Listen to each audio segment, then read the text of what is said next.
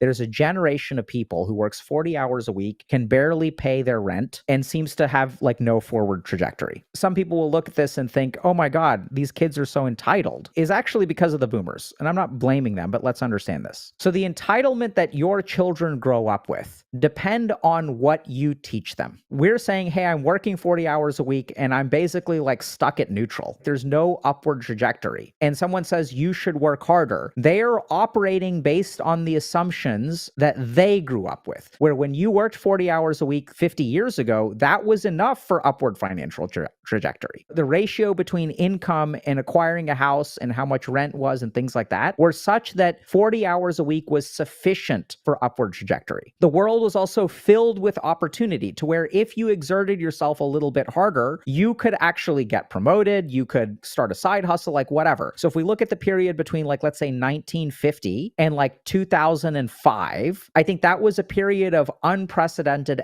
economic prosperity from a circumstantial standpoint. So when you have a generation of people who grow up with economic prosperity, their assumptions about how the world works are completely different. You can just start a .com in 1992 and you could sell it for a ton of money. Like that's just what happened. If you were in college in the 60s, you could do a bunch of LSD and a bunch of marijuana on some liberal college campus, roll into some banking job and then just get promoted, have pensions and stuff that were relatively intact, and then you could retire at the age of 2000 with all of your .com stocks and you could be totally fine. So then you have a generation of people with economic prosperity. And so what do they instill in their children? They instill in their children that, hey, if you sort of like work somewhat, but you don't need to work super hard, like you just kind of lift yourself up by your bootstraps, because that's what I did. Because when I lifted myself up, I had so much upward momentum that it was easy to lift myself up by my bootstraps. So you should be able to do it too. So what I've noticed is that we have an entitled generation. And the reason we have an entitled generation is because we learned that entitlement, our perception of what the world was supposed to be, was based on a generation above us for whom things were objectively easier.